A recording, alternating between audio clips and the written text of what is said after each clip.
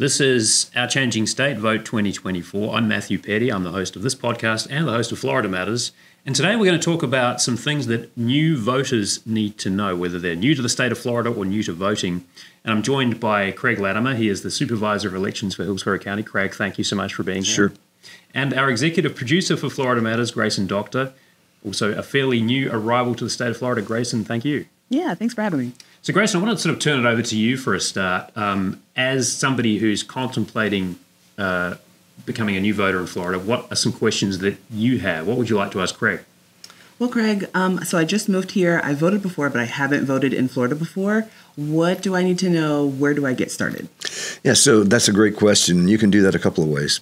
When you come to Florida and you get a driver's license, change your driver's license over, they give you the opportunity to register to vote there.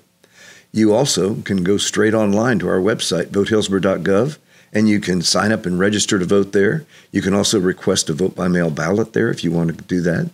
And there's a lot of information there. You know, I try and encourage people, go to our website. There's so much information at votehillsborough.gov. You can even sign up for our newsletter, which is a 2-page, easy-read email to you and gives you up-to-date information. You know, there's an election coming. This is the last day to change your party affiliation. Here's where the polling sites are. Everything you need to know. You can actually look yourself up and make sure that you have your name spelled correctly, you have your correct address, and you're in the party that you think you're registered in. So thinking about ID, I mean, if you don't have a driver's license, Craig, what kind of ID can you bring? So Florida's great. We've got about 10 different types of identification you can use. The way the law is written, it says that you have to have a photo and signature ID, but they don't have to be on the same piece of identification. So you can use a passport. You can use any government-issued ID. You can actually use a concealed carry permit for your signature because, I'm sorry, for your picture because it has your picture on it, but not your signature. You'll have to furnish something else. Mm-hmm. Gracyn, thinking about some of the things that Craig's mentioned just now, what's sort of going through your mind now? What are you thinking about stuff you're going to need to assemble to register to vote?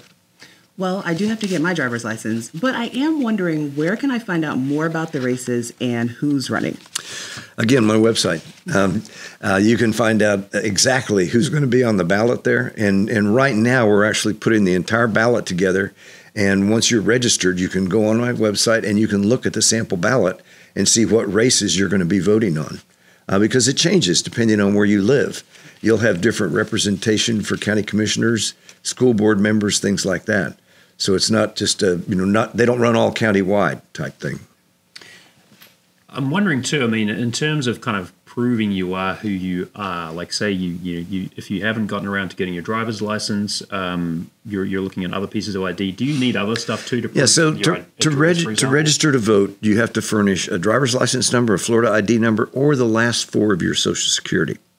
And then the state makes a match on that. They'll go into different driver's license files and different files to match your Social Security number to make sure it's who you say you are. Mm-hmm. And in terms of signature, because this is something that sometimes trips people up, right? Your signature will change over time, right? It's not necessarily the same signature you had 20 years ago. Correct. So what do you need to think about there? We constantly tell people, to update your signature. Again, I tell people, go online and register online. It pulls your signature in from your driver's license. So if you ever forget how to sign your name, look at your driver's license. But the signature, of course, is what's used for vote by mail for verification of that vote by mail person that's cast that ballot. And we do review every one of those. Mm-hmm. If the signature doesn't match, there's a remedy. You can actually fill out an oath and then furnish us with a copy of one of the acceptable forms of identification. So you mentioned vote by mail. There's a couple of different ways you can actually vote, right? You can do it the traditional way, which I guess is to, show up on election day and cast your ballot in person. You can vote by mail. You can also do early voting. Correct. Just walk us through those. So the three ways to vote, and that's what we tell people, to plan your vote. How do you want to do it? Do you want to go to early voting and take somebody with you? Early voting lasts for 2 weeks prior to Election Day. It ends that Sunday before the election. I offer the maximum amount of days, 14 days for that. You can also vote on Election Day, but like I always tell people, if you're waiting until Election Day, I hope when you wake up that morning, you're not sick or somebody you're taking care of it and sick, your car starts, you don't have a tree across your car that morning, don't get shut out. And then, of course, vote by mail. In domestic stateside here, we send the vote by mail ballots out about 30 days before the election. So you've got plenty of time to research in the comfort of your home of who you want to vote for and what the different referenda or amendments are that you want to look at. It's an easy way to do it. You can then either drop that vote-by-mail ballot at any of the early vote sites during early voting or any of my 5 offices at any time. You can also drop it in the mail. We pay the return postage. Maybe a silly question, but you have to actually be registered to vote to receive one of those Absolutely. ballots, right? You have to be registered to vote, and you have to request that vote-by-mail ballot. Mm-hmm. Gracyn, how do you like to vote? Are you a voting in person on day of sort of person, or do you like to vote early, vote by mail? I am a vote in person. Mm-hmm. So what are some questions you might have as you're thinking about voting in person? What do you need to know for these upcoming elections? Well, where do I vote? I live in Pasco County, and so I'm wondering, where do I go to vote? Yeah, so go on pasco.gov, and all that information will be right there for you.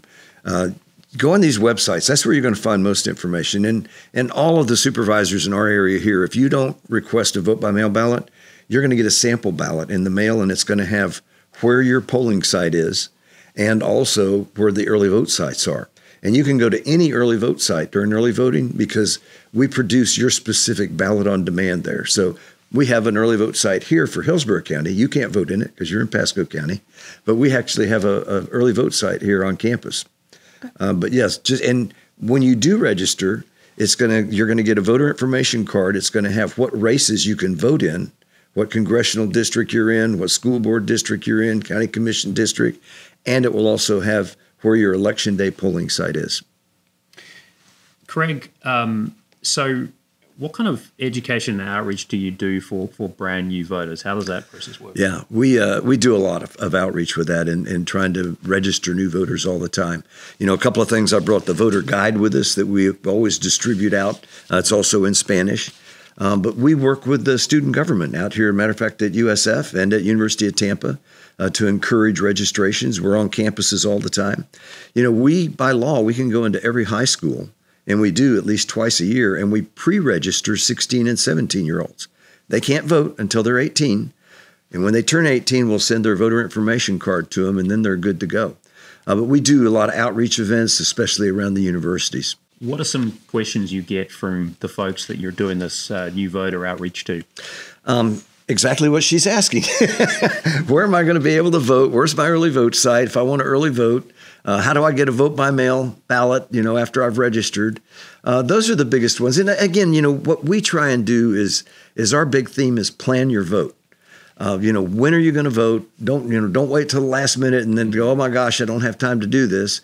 You want to go to early vote, go on a weekend, go with some friends, make it an event, go out to eat afterwards. Mm-hmm. You mentioned trees across driveways. I mean, we are heading into hurricane season. Yes, we are. So we've got the primary coming up, and then the general election is the very tippy tail end of the hurricane season, but it's still there, right? Yes. And I when I mentioned the tree across the car, that's a real scenario. That's happened. Mm-hmm. I've had people tell me, I got up this morning and I had a tree across my car. I couldn't get out to vote.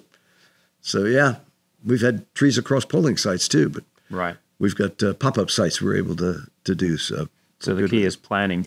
Gracyn, thinking about what we're talking about now, what do you think the first things you're going to do is, like, now you've sort of absorbed some of this information, you're thinking about next steps. What's the next steps for you? Well, the next step for me is to go on the website. But I am wondering, when is the last day to register? 29 days before the election is the last day. You must be registered or change your party affiliation 29 days before the election. And that information is in this guide. Thank you. And any other do's and don'ts to kind of let people know about before we wrap up? The biggest thing, I mentioned the sample ballot before, and take your time and review that. I guarantee you this general election, we're going to have a 2-card ballot. We know already that there's 6 amendments on there. There's local county amendments or county referenda items also. And I understand the city may be putting something on for city residents. So it's going to be a long ballot. And if you just walk in without being prepared, you're going to be standing in that privacy booth for a while trying to make your selections. Mm-hmm. So that's what we encourage people, especially, take that sample ballot, mark it up, decide who you want to vote for, whether you want to vote yes or no on the amendments, and then the other questions.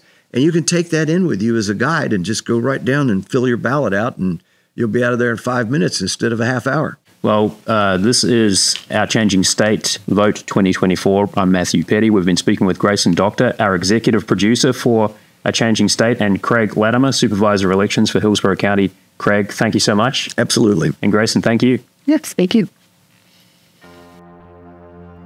Our Changing State is a production of WUSF. Our executive producer is Gracyn Doctor. Scott Wachtler produces the podcast. Videos by Warren Buchholz and Chandler Balkcom, who also does our graphics.